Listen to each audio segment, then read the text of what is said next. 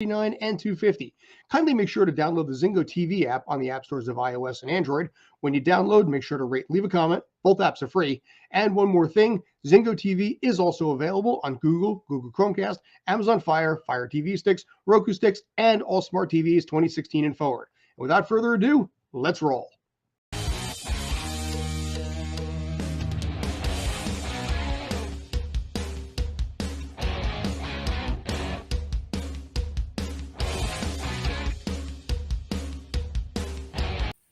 Hey, everybody, and welcome at last to May. I'm Scott Schertzen alongside Mr. J.D. Walker and Mr. Brandon Kaye, and this is the Sports Den, and we are breaking down all kinds of cool stuff here, including the NFL Draft, what's happening in the world of baseball, and the Boston Bruins' epic, amazing collapse, or, as I would rather kind of put it, the Florida Panthers pulling off the impossible. So, gentlemen, how the hell are you? Doing all right. Kind of a crazy time in sports with our teams. So I'm a little up and down, but overall doing all right. I'm doing much better. Finally, glad to be back home from my corporate forced exile from Sports Den. Let's say. Yeah, the job unfortunately has to pay the bills, so you got to muscle through and do what you can in that case. But kudos to you, you did pull it off. So, gentlemen, shall we start? I survived. I'm still employed. I'm back. I'm here with you guys. So good. All's good. So you know what? Use it as a chance to just break through, cut loose, and get it all out of your system. Vent out as you absolutely need to. As we break down the NFL Draft, talking a little bit about some of the players that came through, some of the thoughts in there, some of the reactions to that. Brandon, I'm going to roll with you first, I think. Is there anything in here you like or don't like right off the bat? Well, the obvious don't like would be that New England Steelers trade because I know we needed some defensive help, but I really think the first point that needed to be addressed was offensive line, and I really wanted one of these Georgia or even these Clemson offensive linemen, and I thought Broderick Jones was the best of those. And once this trade came through, I mean, Darth Hoodie struck again. And it's just never seems to fail in that sense. But just overall, like it was, I just think, a very unpredictable because of the fact that I don't think there was, I mean, you had the Jalen Carter and the quarterbacks at the top, but even still, there wasn't that kind of really flashy one or two guys that really was head and shoulders above the entire playing field. So I thought it was a balanced draft in terms of kind of, I don't know, there was a lot of different positions taken in the first round. It was, like I said, a very unpredictable. Through the first round, though, it was a lot of head scratchers because we didn't really see the direction that teams wanted to go until the rest of the draft played out. And then kind of things started to make sense or didn't make sense based on what teams did. But I mean, I really think the obvious kind of winner in this was Philadelphia. I mean, like I straight up, and I said to a buddy of mine at work, until further notice, this is going to be a 49ers Eagles and NFC Championship rematch. And then the field below them is going to be all up in arms for who can take the rest of those playoff seeds. But, I mean, we talked about it a little bit right through that draft with that Jalen Carter pick, who a lot of people thought was going to be the top non-quarterback taken. So probably a definite top 5 pick. But he fell to Philly, who I think is a perfect situation for him in terms of going to a team that really the pressure is not going to be on him day one to be the savior. I know he's a defensive tackle, but those high draft picks for these traditionally bad teams, regardless of positions, are always looked at as you got to be that guy right from day one. The minute you grab that jersey on stage, you got to be him. And I think that the combination of Jalen Carter to Philly and Philly taking on Jalen Carter with who they have already in that locker room, I think is fantastic. Takes the pressure off. Yeah, it really does. And I think he's going to fit in super smoothly. But like, I mean, the rest of the draft, I mean, Detroit got a little bit questionable, but then we saw what they did with DeAndre Swift, and then the whole Cardinals, Texans deal trade at the top where Houston got the 2 and 3 overall picks. So that was crazy. And Arizona, we have no idea what's going to go on with them. But they seem to kind of be setting up for the Caleb Williams sweepstakes. I know they just paid Kyler, but we've seen in the NFL that these contracts can be moved and let's say disposed of in certain ways. Aaron Rodgers has entered the chat. Hey, but that's in a completely different light. That's a different level of salary cap voodoo. that the whole just positive, and we'll talk about Aaron and the Jets maybe a little bit later. But I just thought it was it ended up being, I think, a good draft. A lot of teams addressed their needs. A lot of good players were drafted later in the rounds. And in terms of the Jets, my team, I thought they had a really good draft. And we'll see these tackles and these linemen they took in the second and third round. We'll see what this McDonald does. I think having a guy like Mosley at that linebacker position is a really nice counterpiece to really bring him onto that defensive the side of the ball and in that part of the locker room. So I think it was going to be it was a good draft for the Jets, I think, and we'll see how it plays out in the field. Some people may disagree with you on that one, but I mean, that's the case for everything. True indeed. Kyle, anything from you? Oh, yeah. Am I coming in all right? You're on. Perfect. Yeah, Awesome. Good to hear. Honestly, in terms of winners, definitely the Eagles. Like, they has said that they performed some absurd voodoo magic in that draft room to pull off some of the things they did. Honestly, they might as well just be called the Philadelphia Bulldogs at this point with all the Georgia players they drafted. But then again, if you're going to draft a whole pile of players from one college team, it might as well be a top 3 team. So obviously something's going right with them. And so, you know what? Let's see if they're able to keep it going into the professionals, because they're all together. They know how they all play with each other. So that was a fantastic job done by the Eagles overall. Other than the Eagles, I think the Texans had a decent draft. They I don't know how many teams in recent years pulled off 2 top 3 picks in one draft. It is pretty impressive. It has happened before, but it's been a while. Yeah. So while we were definitely laughing at them for losing the number 1 overall pick, they still pulled off a really good draft. While CJ Stroud does have his albatrosses around his neck, if he can somehow get past them, that could be, honestly, Stroud is a number 1 pick talent. It's just he has all that excess baggage. If he's able to get past it, fantastic pick. And they not only filled one of their quarterback needs, they filled one of their linebacker needs with Will Anderson. That guy was insanely good for Alabama. So I think he will do really, really well too. In terms of poor drafts, I'm gonna have to say the Detroit Lions. They made some rather confusing picks. They drafted they drafted a running back in the first round, which is a mistake. So like them and the Falcons. Jack Campbell is a good linebacker. I think he probably could have fallen a little bit farther, but then again, I guess they figured they didn't feel that he would be coming back around, so I guess that's why they picked him where they did. Let's see. So what other stuff? There's a lot of interesting takes that we can have on this. But yeah, overall though, best 2 would be the Eagles, and personally I think the Texans. Though I think the Bears also did a great job, especially with being able to trade downwards. From they turned that first round pick into a lot of good things. So even though they didn't have as many picks in the first round as they probably could have had, they used what they had at number 10 and got a really good OT in Darnell Wright.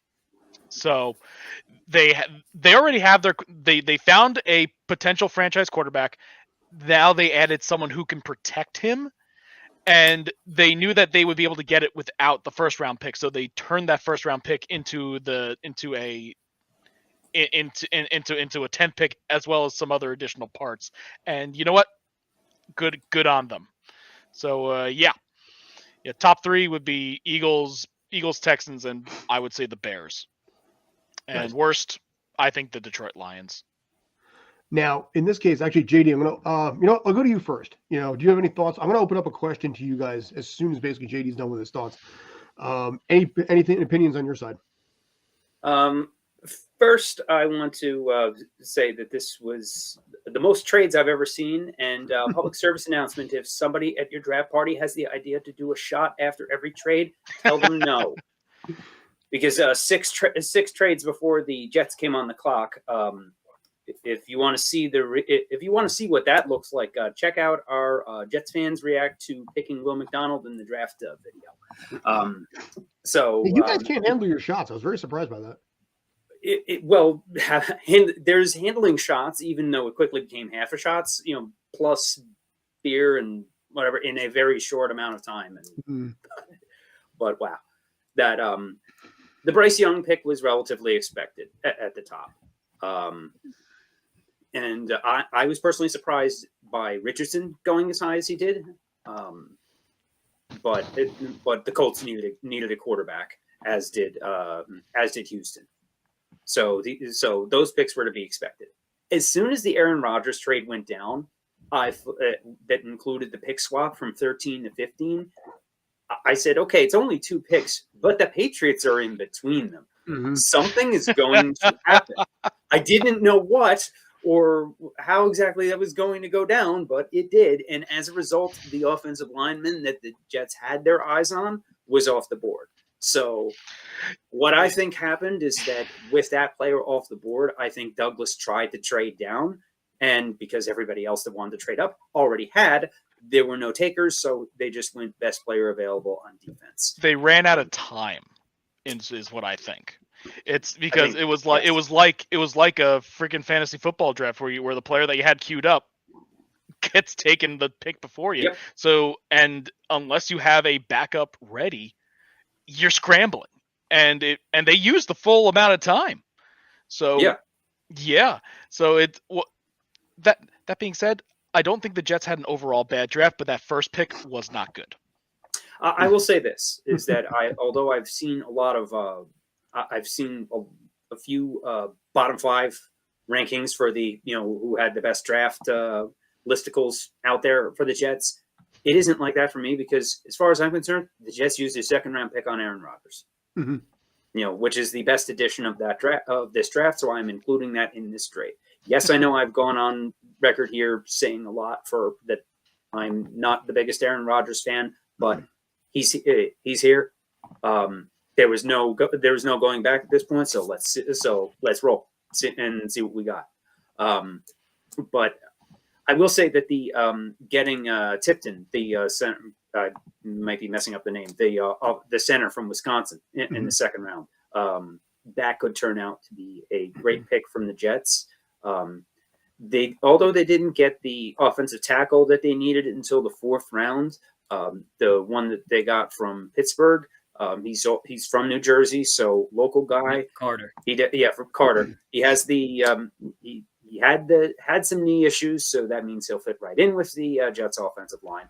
But if that recovery continues, he could be a hidden gem, just like Mitchell was last year for the Jets, who they found in the 4th or 5th round, and he ended up starting several games. So it's possible here. The main issue that I have with this draft wasn't even so much the McDonald pick, as crazy as out of left field as that was. It's the fact that they still need safeties, and they didn't get anywhere near one in this draft. They had a lot of needs. They do have a lot of needs. their biggest ones were defensive backfield. What they did not need was another linebacker and edge rusher, but that's what they ended up with the last minute panic pick at 15. McDonald could turn out to be a great player. I think they may end up moving him inside, so he could either be an inside linebacker. Stuff I've read, I don't think that he will stay on the outside at the current pace, and with the other personnel in the Jets defense, I really don't see the fit there. But I think that Saleh will figure it out. As for the rest of this draft, Howie Roseman is a genius, and the Falcons and the Lions are idiots for taking a running back in the first round. Just if there's anything that we've learned in this league over the past few years, it's that running backs are disposable, replaceable parts. Do not waste a first round pick on them. And two teams that usually stink more often than not just did. So, but the draft, especially as a Jets fan, is where you have hope, because hope quickly dies when the season starts, usually for the Jets. I was going to ask if you actually had hope going into the season. I do. I think that they will. Do I think that they're going to win a Super Bowl? No, because they are the Jets. But I think that they are a solid playoff team. You got probably 10-7, 11-6 from this team. I still don't think that they are better than Buffalo, but they are relevant again and will be competing again, hopefully for the whole season this time. And that in itself is more than the Jets have had in 13 years, which will be coming up on 13 years, the longest active playoff drought in North American sports. Yeah. But you actually have hope, which for you is actually a little surprising, I got to admit. Cautiously optimistic, yet Fair also enough. I usually default to the quote from Shawshank Redemption that hope is a dangerous thing that can also kill you. That's usually how it goes with the Jets. Fair enough. Now here's the question I did want to ask you guys. When it comes to Bryce Young and Carolina, there is a long recent history of quarterback rotating down there. So in this case, 2019, Kyle Allen, Cam Newton, Will Grier. 2020, Teddy Bridgewater, P.J. Walker. 2021, Darnold, Newton, and P.J. Walker. 2022, Baker Mayfield, Sam Darnold, P.J. Walker. It has been this array of QBs over and over and over. Is there any reason in your mind that this is going to suddenly stop, or are they at risk of actually burning out Bryce Young and screwing him up like they have some other QBs? There's lots of issues in Carolina that go beyond the quarterback position. They've also gone through, I believe, almost as many offensive coordinators in that time as they have quarterbacks, including Ben McAdoofus, formerly of the Giants, as Brandon. That's not even your phrase, too. It's his. Guys, I was about to say credit to Brandon for that one. It's too good. And but there's other issues at play down there, and frankly, I'm not all that impressed with any of these quarterbacks. Really, this whole draft just seemed kind of off. Mm-hmm. Like there's some good players in here, but overall, this whole list. I'm looking through that list, and there aren't very many players on that list that I think, oh, this player's a difference maker. They're really going to help. They're really going to help that team. Just quick glancing through that list, I really don't see that kind of impact player that's really going to change a team. Not the quarterbacks. None of them really. I know ESPN did certainly try to hype up some of the players. Yeah, but no, I agree. It didn't have like any extremely big standout. Ooh, this guy is going to be phenomenal. Or it didn't have like an Eli Manning as like a headliner. It had no true. It's like, don't get me wrong, Bryce Young, CJ Stroud, Richardson, like all three of them are ridiculously good talents. It's just none of them had that. I don't think anyone had that star power. Yeah, and also the last few years the last few years, we've also had a lot of impact quarterbacks, or at least quarterbacks that we thought would be impact players at the top of the draft. So this year's a dip more down to normal. Maybe there's a Daniel Jones in here. Who knows? Yep. Honestly, honestly, like drafts like this is when you find that, like, where did this guy come from type player. And sometimes you can find those players in the later rounds in a draft like this. But this, because sometimes there's a few drafts that I've seen where if you go back and you really can't tell how good a draft is until you go back and look, 5 years from now. And there have been a few that I've seen where just you go back and look and say, oh man, like the 2013 draft sticks out in my head, where you say, oh man, this entire draft stunk. Where you look through the first round, it's just bust, bust, bust. Yeah, he's okay. Bust. One Pro Bowler, bust, bust. Yeah. It's one of those where if you did a redraft 5 years later, this list would be completely different. Yes. I could easily see that. Yeah. There's also I noticed there's a lot of linemen drafted in this one early.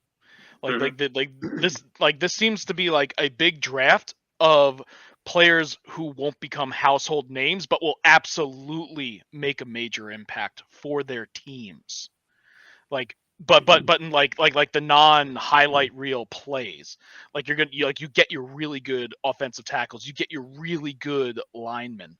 Well, so how much they're paying quarterbacks, of course they have to have a strong offensive line. Yeah, no, absolutely, yeah, and that's a big change from the past. In the past, we used to see a whole pile of running backs go, but now it seems to be switching because running backs have a short shelf life of elite ability, and even then, they're one injury away from just being done. Saquon.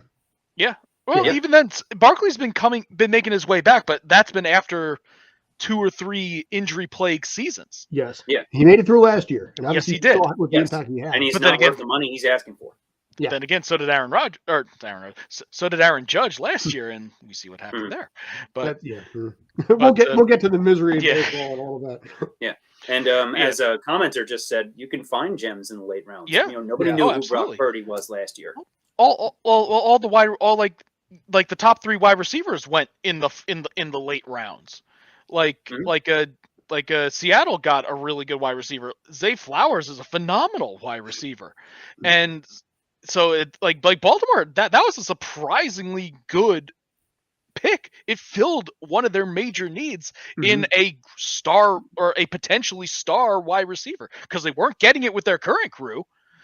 Yeah, but that pick I think is one of those specific picks where it's like the team is, especially with that contract situation that just happened, the team with the contract and this pick put their money where their mouth is. Yes. Now Lamar has to step up and hold his end of the bargain. Really, that's what it is. It puts so much pressure. But on top of OBJ, you just signed for that exact reason. So that pick is one of those really pressure picks for somebody else on the team, which in that case usually is a quarterback. They also I apologize. But also, now that they gave him that contract, if he fails again, they're not going to be able to move him now. So they are stuck with him no matter what. At least for the next. This is a nightmare seasons. Waiting to happen. Yeah. So and I give him credit. Jets fans, tell me again you wanted Lamar Jackson. Please. Lamar Jackson was the only quarterback that I wanted, even less than Aaron Rodgers going into the offseason. For the record, I wanted Russell Wilson for the Giants last year, so you know what? I can't. we all have. Yeah, you would have had to clear a room out for an office. I see you want that Russell Wilson, but the best I could give you is Zach Wilson. No, actually, Mr. Wilson from Dennis the Menace. Take him over Zach Wilson. But the problem is, Wilson the volleyball. There you go. Throw the volleyball at him.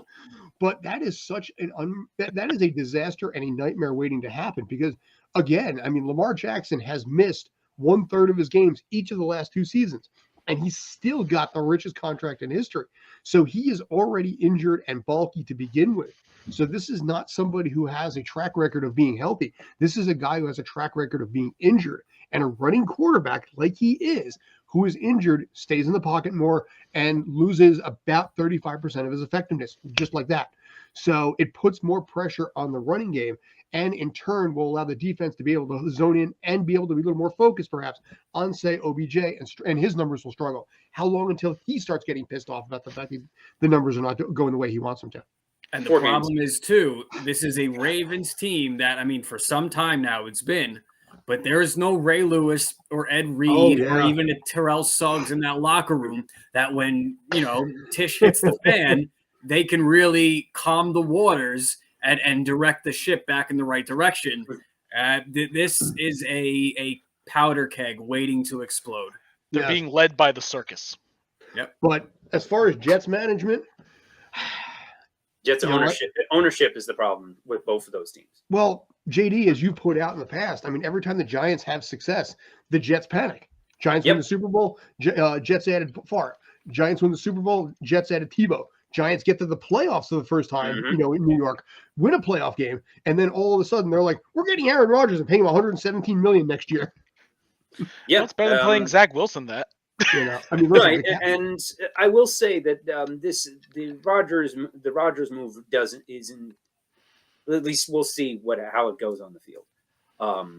The Cowboys' problem is that Jerry Jones, the owner, should have fired Jerry Jones, the general manager. Thank you. Yeah, I'm sorry for Cowboy Nation, but they're never going to reach the Super Bowl as long as he's the owner. Plus, Stephen Jones can't do anything without having to refer back to Jerry Jones to have that final be all end all call, and that's. I mean, obviously Jerry Jones. I think the only time that I've seen sorry, go ahead, Scott. That was that. He didn't do himself any favors. Also, with that whole Taylor Swift issue, by putting up those curtains to block the lighting. Yeah, that shows where. I'm definitely out on Jerry Jones for. Yeah, that crosses the line for me. Yeah. The only time I've seen any evidence of Stephen Jones expressing any kind of authority over his dad was that one time that he supposedly hopped over the table to stop his dad from drafting Johnny Manziel. That's like Jerry Jones is becoming Harry. Jerry Jones is becoming Harry for Z. But modern day Al Davis. No, that's a very good one too. Sorry, I'm jumping the gun on the comments. No, that's good. Seen him before I am, so stop cheating. Exactly, but I don't know. I mean, you know me, longtime Giants fan, but I also have a lot of friends who are Cowboy fans, and I do feel kind of bad. I really do.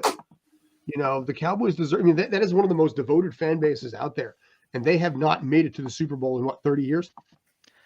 Nope. Just about almost 30 years. We're coming up to it. Yeah. As an aside, that Cowboys picture was actually really, really cool with the light. Oh yeah. It's like it looks really cool, but playing in that is probably a nightmare. Oh yeah. It looks cool for an Instagram filter, but not while you're trying to throw the ball down the field. Players have literally complained about it, and Jerry Jones is like, "No, we're not touching it." Taylor Swift's like, get rid of it. It's like, okay. Yep. Like I said, he's becoming Harry for Z, caring more about the production plays rather than the team on the field, which is sad in a lot. You say that about a lot of owners in sports, though. You can say that about 2/3 of the owners in Major League Baseball. Yeah, but here's the thing. I mean, I never thought Jerry Jones would be one of those guys. Jerry Jones struck me as a very almost Steinbrenner type, where it's you're too in control, but you want to win. 80s Steinbrenner, yes. You're right. This whole thing here shows a completely different side of Jerry Jones, where it's like you're bowing to Taylor Swift, but not to help your team win. It's very un-Jones like to me, anyway. Taylor Swift probably brought in more money. At least for one night. Well, I don't think it's about just a Taylor Swift concert. I think it shows that, look, AT&T Stadium, and I've seen a lot of these, and it's not just pop country, but it's a lot of these like rock and metal. They all go on these huge stadium arena tours. Oh yeah. AT&T Stadium in Dallas is one of the biggest premier ones that is on every single one of these tour dates. Every single one. So it shows other hey, I mean, of course, obviously there are concerts there all the time, but it continues to show that we are, or the Dallas Cowboys with our building are capable of kind of catering to all these different artists. Because I mean, we don't own them. Jerry Jones can, if he wants to play in Pitch Black, if he wants to, they can. He's got that type of ownership with that. But anything else, I think he's got to play his hands a little bit differently. Cowboys well, might as well be most about playing Madden 10 to on the 12 giant days. screen. Yeah, you have at most about 10 to 12 days a year filled for an NFL stadium. So that's a lot of dead space to fill. If you get more concerts in that time, as is the case for all of these stadiums, you make more money from the concerts. Because while it is primarily an NFL stadium, as it is with MetLife and the Link and all the other ones. More so with the ones that have a dome. But but if the concerts are available for more dates and bringing in more money, he's thinking of it just as from a standpoint of owning the stadium, not from taking care of his employees. Yeah, the players that have to that play in that stadium. Also, no, go ahead. Also, I would say Taylor Swift fans are a lot more vicious than Cowboys fans, and not only that, the prices of a Taylor Swift concert ticket is like 3 times the price of a Cowboys ticket. And when Ticketmaster actually doesn't screw it up. Yeah. Oh yeah. Not only how much? that, I'm pretty sure Ticketmaster is making. Oh, absolutely. Oh, no doubt. But even then, it's still ridiculous. Even for like the cheapest seats possible, it's still like a cheap seat at a Swift concert is like almost field level of a Cowboys game. Like it's like third row field level. It is ridiculous. Yeah, and I don't know what. I mean, we're really getting off on a tangent here, but I don't know what Taylor Swift's concert setup is. But I know a band like Metallica, they set up in the middle and have a circular stage. Yes. So you have a middle section, the field all encompassing you, and then all the seats around. That's a lot of ticket sales. You're not getting all those field ticket sales. Tens of thousands, at a football game. At at least $1,000 a pop. Yeah. And in this case, actually, I can't pull up anything. I was trying to see, if there's any tickets available on this, but. But yeah, also in regards to the comment on Manning, the reason yes, ego, but also they did have Romo. So it's if you have Romo, why would you risk angering or upsetting your quarterback by going after the latest big name free agent in Manning? And granted, Manning's phenomenal. He's like my favorite player because Manning would get all the credit the same way Brady got all the credit moving to Tampa and turning that whole thing around. Jerry Jones can't handle that. Manning was also damaged goods at the time, coming off the neck surgery. So it's that's the other thing everybody forgets, in hindsight. Yeah. So it's like, when Manning was in free agency, I don't think it was a bad choice for the Cowboys in particular to not go after him. I just want to show you guys one thing. I think in this front, I pulled up the Taylor Swift tickets just for funsies. Yeah, that's a waste of space. This is MetLife Stadium. The whole middle area can be taken use of. Section 244, $1,500. Yeah. Now selling the tickets behind the stage. Can you buy? No, right? 345. What's that? 345. 345 is right here. Is right here. A pop. That's $1,500 behind the stage. Like You're getting stuck behind like the support beam. Yeah, basically. Oh hell no. Yeah, look. It's ridiculous. Section 3, row 5, $59.85. That's this is the end of the month. This is East Rutherford for Taylor Swift. So yeah, it kind of makes sense, at least some regard, why they would be like, all right, we're going to give you what you want, Taylor Swift. But it's disgusting. Oh my God. And I feel bad for the parents because the kids are fans. You also have to buy a mandatory 2 tickets on that. So in order to make that work, you have to drop, however many That's car like- payments that is. Yeah, I My was kids gonna say won't be it's listening to Taylor Swift in the future, so this is not going to be a problem for me. well, it's a good thing I like metal. So That's fair. Agreed. Yeah. Damn straight. Metallica concert isn't that much cheaper. no, Yeah. No, but you know but- what? At least, I looked at the at least prices they for do. that at MetLife. Wow. well, and at least a Rammstein concert, the cheap tickets will only run you like $100. Plus, you get an all-time perform like a show. You get an experience. Oh yeah, you're not just getting someone lip syncing with flashy lights. I don't know. Dragon Force is probably like 150. That's not bad. Oh, Dragon Forces, but Oh, Dragon I Force, would- you get I'd a listen to show. Dragon Force. Yeah. You Yeah, get a good show. You get hurt. You We get can do hurt. a in whole the other ring show on playing our concert preferences. So Yeah. let's Yeah, we not should. go too far down the rabbit hole here. Dude, yeah. Or I go to Well, like the punk rock concert where the When we tickets are want like stream punk music, 25. as James Ursha wants us to do.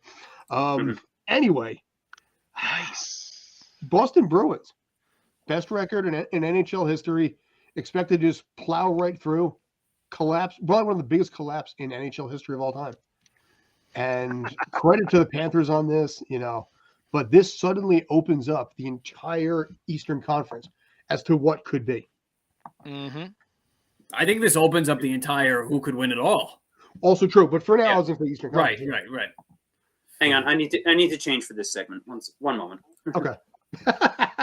JD will be right back as he changes jerseys in this case to, I don't know, Devil's jersey? I have no idea what he's going to do. Wardrobe change. Here. By the way, I want to point out, I've watched 3 Devils games this series, and I've missed 3 Devils games this series. The 3 that I watched, they lost. The 3 that I did not watch, they won. So you're Want to take a guess what I'm doing tonight? I hear you could probably you buy a better. DVD of a Taylor Swift concert to watch instead. There we go, yes. Because the hate is going No, you better sit there. We're going to get demonetized if I sing any longer. I And don't not care what because you have to it's do. not You're not because getting you up. can't You're say that watching I'm that game. You're allowed what? 10 seconds? I don't the, even know. Dude, I don't know. The whole thing. I posted a video. I was supposed to post it today in sports for Lionel Messi. I went through, I edited the whole thing, cleaned it up, made it look nice, uploaded the whole thing. YouTube was like, it's 100% blocked. You can't play the video. I have not seen a 100% block on a video in so long because today is the anniversary of when Lionel Messi scored his 600th goal with Barcelona. And I figured free kick, 35 yards out, great video. It's all over YouTube. I clean it up, add some audio, do all this kind of stuff. Probably spend 45 minutes to an hour. Load the thing up there. YouTube's like, nope. So I do not know what that algorithm does. Anything with No music, one does. with copyright music. It wasn't In even some music. It was just announcers and dialogue, which I've done so many times anyway with all It the might other have been a videos you've distinct seen. one. Because it's been posted so much, it might have been so distinct that the algorithm thought it was a copyright thing. Possibly. Could have been, yeah. But I was just really surprised because a lot of times it comes back and it just says basically this is copyright material, but they're okay if you use it. Major League Baseball all the time. So when I do the Tom Seaver stuff or no hitters, Major League Baseball is like, this is copyrighted content. You're allowed to use it. We don't care. And that's what it is like 99% of the time. At least baseball's doing something copyrighted. right. What's that? At least baseball's doing something right. Dude, yeah, no credit where I it's mean, due. you can't watch games in your own area for your local team, but you can sure use all their highlights and all their videos on YouTube nonchalant. Yeah. It's the only way people can see the games. No recourse. Yeah. Well, I mean, we can get to baseball too, because Lord knows the New York City teams are just crushing it these days. But New York, The President's Trophy is indeed a curse. you wouldn't download a car. Yeah. You wouldn't. So, You wouldn't steal a baby. That's a car. You wouldn't download a car. since the Downloading movies Blackhawks won is stealing. the 2013 Blackhawks, I believe, were the last President's Trophy team to actually get through and win a cup. Since then, the Rangers going to the conference finals in 2015 is the furthest any team has gotten since then. One conference final. Everybody else has lost in the first or second round. And while I'm always, I always get the sun shines a bit brighter any day that a Boston team loses, especially in hilarious fashion like this. And the end of that game, that reminded me of the 2009 Devils Carolina first round playoff series. Oh God! Where they went from winning 2-1 with 2 minutes left to losing 3-2 in Game 7 at home. I went with the best goalie who's ever played the flipping game. I went to take a crap, came back, couldn't believe what I was looking at. I rather than hilariously crushing, I prefer soul crushing. Oh yeah. But this is, by the way, this is the breakdown of the President's Trophy curse since 2013. And what ended up happening. You notice this: the 2013 Blackhawks, like you said, did make the Stanley Cup, did win the Stanley Cup, but after that, lost in the second round, third round, second round, first round, second, and now first. So, yeah, I mean, it is a a real thing. Another thing to note here is that a lot of these teams came back and then did a lot of damage in the subsequent years. Yeah. Like you have the Capitals with 2 President's Trophies in 16 and 17, won a cup in 2018. Tampa went from their own record-setting season and hilarious faceplant to Columbus. And that's their only playoff series in franchise history. The Columbus Blue Jackets was beating the Tampa Bay Lightning in 2019. Lightning come back and win the next 2 cups and make a third finals. 21, you have the Avalanche losing in the second round, coming back to win a cup the next year. And now the Panthers kind of getting vengeance on themselves and their own President's Trophy faceplant. They've changed coaches in the meantime, though, which is interesting to me because the Panthers last year had Andrew Burnett and then fired him after that. And now he's an assistant coach with the Devils. Everybody assumed he would be the coach in waiting, when Lindy Ruff was fired, but the firing didn't happen because the Devils had their best season in years. And the apology heard around the world. Yeah, so for the Panthers to do this with Paul Maurice, he's basically the Jeff Fisher of the NHL, where it's all like he's hung around for a while. But I don't think that a Paul Maurice team has ever made it past the second round, maybe the conference finals once. But it's not like fantastic coaching was the difference maker here. You could argue that was a factor in the Columbus series against Tampa a few years back because they had Torts coaching them at the time. But just the Panthers have talent. I would not want to face them going forward. The Devils have tonight to worry about first in Game 7. But that Florida-Toronto series, and props to the Leafs for their own first playoff series win in 19 years and 2 lockouts ago. Wow. Two Bettmans ago. Yeah, 2 Bedman lockouts ago. And they have their own longest championship drought, now 56 years, putting the Rangers' 54-year drought. If the Devils get booted, I will probably be rooting for the Maple Leafs. If the Devils lose, I will be rooting for the Hurricanes. And if they lose and the Hurricanes lose, I will be rooting for whatever faces them. You know how this thing works. If the Rangers lose, I will take any Western Conference team. Listen, if the Devils make it to the Stanley Cup Finals and lose, I will take that for right now. In some ways, I'll actually take that a lot. I would, in some bizarre way, actually take that more than a Stanley Cup win because that's a growing experience. Yeah. Normally, I'm the type that's like I could root for both the Yankees and the Mets, both the Devils and the Rangers, depending on who makes it. But if I have to choose between them, I'd always pick the Devils. And if the Rangers are the ones that beat them, I want the Rangers to lose too. Fair enough. Brandon, it's like an algorithm. Brandon, they say no man is an island, but I'm sorry. Basically, we're going back. No, I'm an island again. Yeah, Wait, no, you're an Islanders fan? No. Like I said to you guys, I'm at crossroads with all of our teams right now with these matchups. Yeah. Obviously the Mets aren't doing the Mets are not really off to the best start they could be off to either. No, but they are up 5-3 in the top of the ninth. I was gonna say the Mets right now are like how the Yankees usually are with the crappy pitching, but they have a lineup that still keeps them in the game. That's what the Mets have right now. Yeah. So for Game 7 tonight, the Devils need to score first to take the Rangers crowd out of it. Absolutely. That is key for this game, especially since the games at Prudential Center are 60-40. Devils fans with a huge Rangers presence there, which is to be expected since tickets at Prudential Center are cheaper than the Garden, and they're outnumbered with Ranger fans in the area. It's annoying, but I get it. It's infuriating to watch on TV, almost as nuts as the fact that I don't even like admitting how catchy the Rangers goal song is. And it's been stuck in my head for 2 days. Certainly heard it enough. The other night. Well, like I said, it's my fault. The 3 games that I watched, the Devils gave up 5 goals each game. The games that I did not watch, they gave up. I will pay you to watch. Plant your mother-in-law there in front of the TV, watching Law and Order reruns or whatever. Well, right now, I guarantee it's Jeopardy. Jeopardy. Yep. It's Jeopardy. Yeah. I like Jeopardy. 7 o'clock.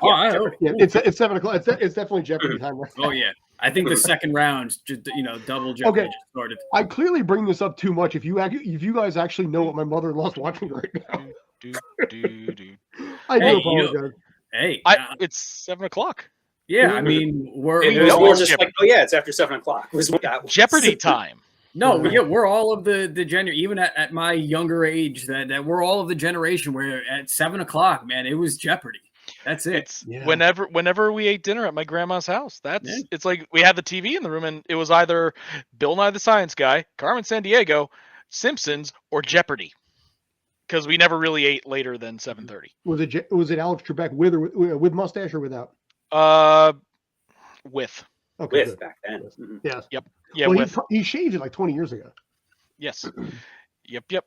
It still had the Will Ferrell mustache. Welcome back to Celebrity Jeopardy. Speaking of Will Ferrell, which is relevant in this topic. What did I just say about that? He's gone full. He went full putty in the for the LA Kings. Did he? Mm-hmm. Painting his face and everything for the LA Kings games. He's a very big Kings fan.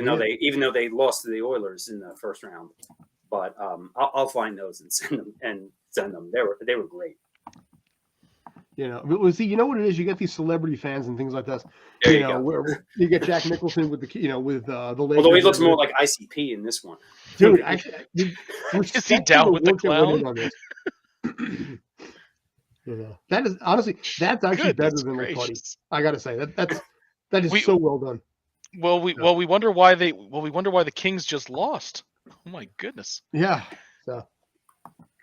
All right, so figure we'll move on to the last topic right now, probably. Brandon, you want to talk your Heat? I would. They He scratched out a win at the Mecca yesterday. I really kind of I was at work, but I caught pretty much the fourth quarter, and they were in command the whole game, and really kind of picked up where they left off in the Milwaukee series, where they dispatched them fairly easily. I mean, a lot of people had the Bucks at least not steamrolling the East. This one's for you, Brandon. Thank you. Thank you. But a lot of people had the Bucks, even with the Celtics and Sixers being as good as they are. A lot of people had the Bucks as a shoo-in to represent the East in the finals.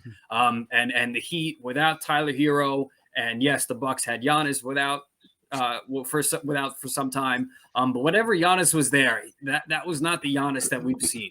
And Jimmy Butler, playoff Jimmy, he can deny it all at once. It's a real thing.